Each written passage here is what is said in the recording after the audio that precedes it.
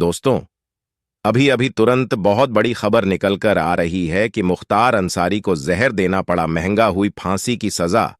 दोस्तों, आखिर वह शख्स कौन है जिसने मुख्तार अंसारी को जहर दिया था?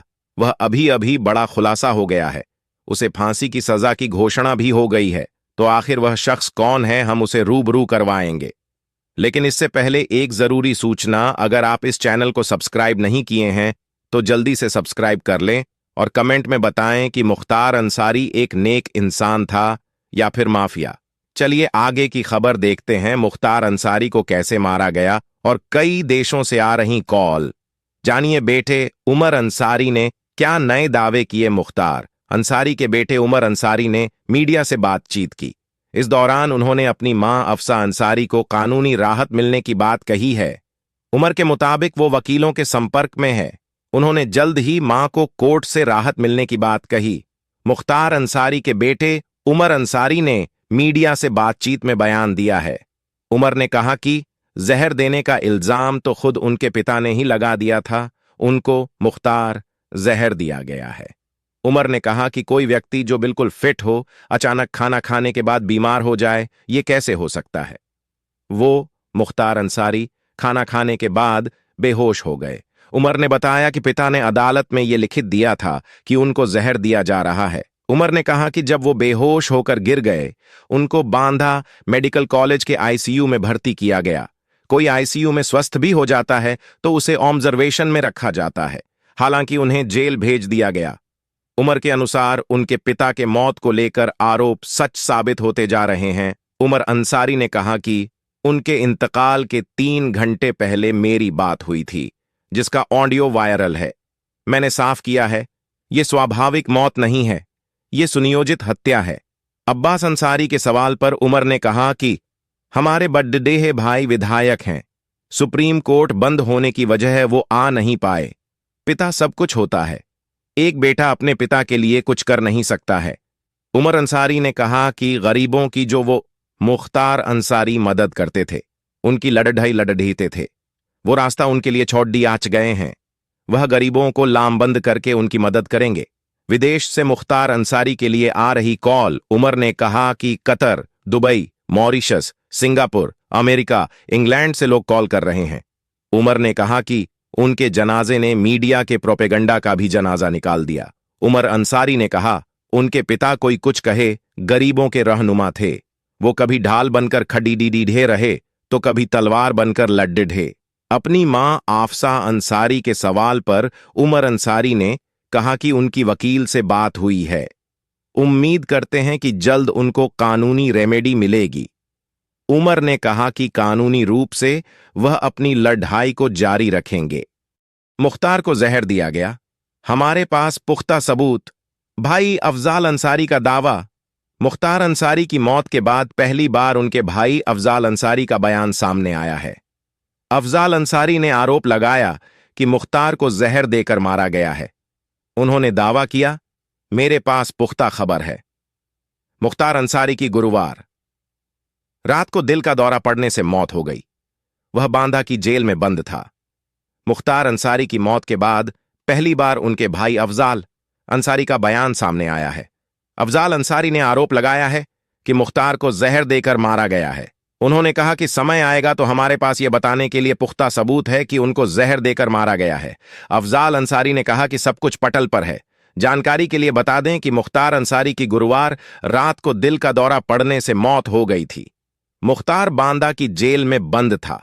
मुख्तार के भाई ने सवाल उठाते हुए कहा कि एक बार पूछ लीजिएगा कि 26 तारीख को उन्हें मेडिकल कॉलेज क्यों भेजा गया था। अफजाल अंसारी ने कहा कि जब उनकी तबीयत बिगड़ी थी तो जैसे तैसे उनसे 5 मिनट की मुलाकात करने को मिली थी।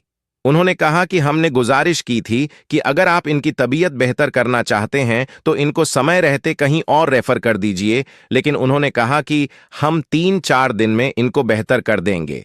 मुख्तार अंसारी के भाई अफजाल अंसारी ने कहा कि जब मैं मिलने गया था तो उनके अंदर बिल्कुल भी ताकत नहीं थी, लेकिन मेरे मिलकर आने के 2 घंटे बाद ही डॉक्टरों ने कहा कि वो फिट हैं।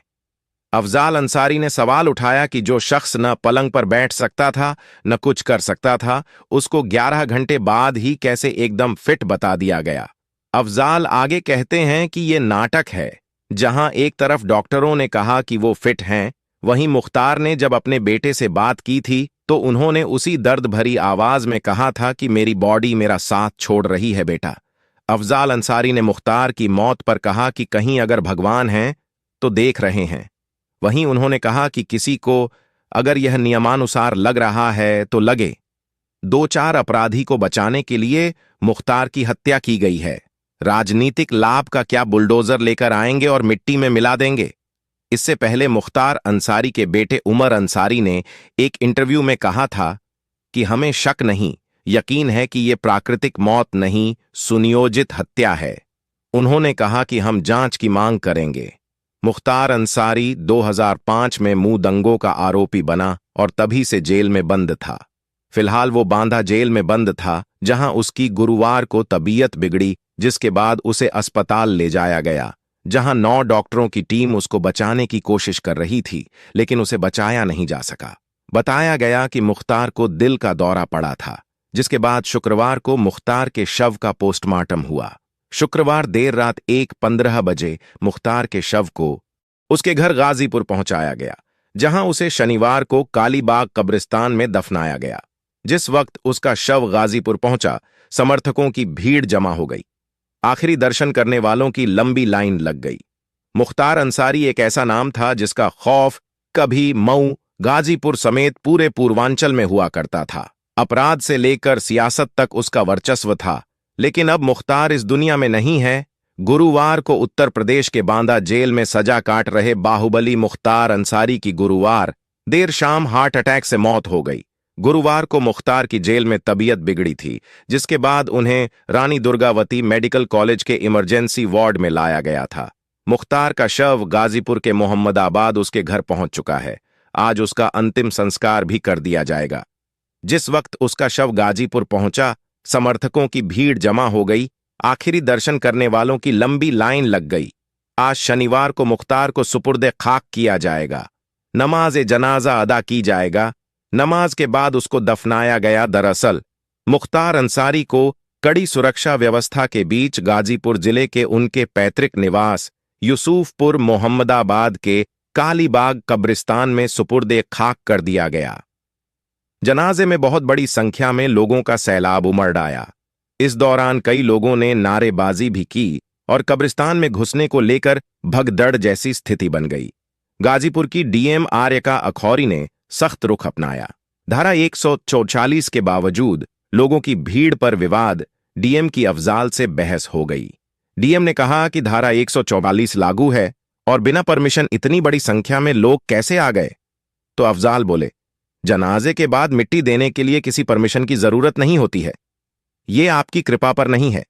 इस पर महिला अधिकारी ने जिलाधिकारी और निर्वाचन अधिकारी के पद की बात कही तो सांसद अंसारी बोले, आप कुछ भी हों, दुनिया में कहीं भी किसी की मिट्टी में जाने के लिए इजाजत नहीं ली जाती है।